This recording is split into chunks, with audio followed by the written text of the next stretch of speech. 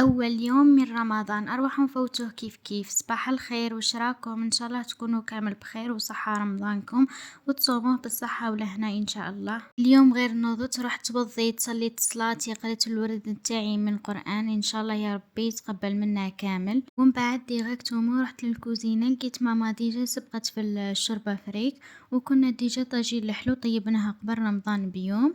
هنايا في الشوربة درنا التوابل 5 فصوص تاع الثوم وراس الحانوت وفلفل أحمر والعكري والملح والرند و3 مغارف كبار نتاع طوماطيش كونسونطخي ونص حبة نتاع الجمبو دجاج باللحم والزيت بيان سور، ونغلقو عليهم ونخلوهم يتجمرو، ومن بعد ما يتجمرو مرقوهم بالما.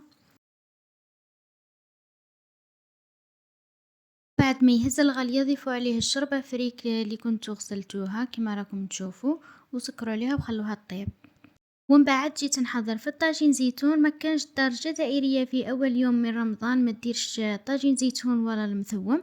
ليسونسيال في كسرون درت مغرفة نتاع المنقارين وشوية نتاع الزيت ونص حبة تاع البصل كنت كرفشتها وواحدة رند وشوية زرودية ونص حبة نتاع الطوماطيش والفلفل الأكحل والزعفران والملح. ما تكثروش بزاف الملح كيما على بالكم باللي الزيتون ديجا مالح. وكويس تاع الدجاج نتوما على حساب العائلة نتاعكم. ومن بعد خلوهم هكا يتقلاو مع بعضهم، ومن بعد كي يتقلاو مرقوهم، وكي تمرقوهم زيدوا هذاك الزيتون اصلا ديجا كنتو غليتوه في شويه نتاع الماء. بعد ما خليت الزيتون نتاعي يطيب جيت نحضر في لافاغ تاع البوراك. عندي شويه ستار تاع الدجاج درت عليه الزيت والفلفل الاكحل والملح وخليتهم يطيبوا. وهنايا جيت نحضر في البيشاميل. ما كاش اللي ما تعرفش دير بيشاميل، اللي ما تعرفش تكتب لي في التعليقات نديرها لها بالتفاصيل.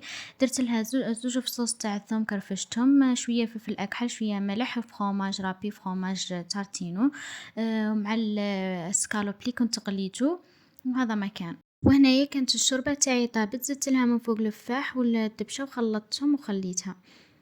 وشوفوا هنايا الزيتون تاعي ثاني طاب كملت كامل. قليت له شويه نتاع البطاطا قطعتها بتي كارو. وهنايا جيت نقلي ثاني في البوراك اللي كنت حضرته. اللمسات الاخيره كما نقولوا ليسونسيال. شوفوا البوراك تاعي خليته دوغي ما تحرقوهش بزاف وما يكونش مش طايب بزاف، جا دوغي. وهنايا جيت نحضر في الطابلة نتاعي. الحمد لله على هذه النعمة، ربي يتقبل منا ومنكم الصيام. وإذا عندك دعوة في قلبك قولي آمين وربي يحققها لك في هذا الشهر الكريم إن شاء الله.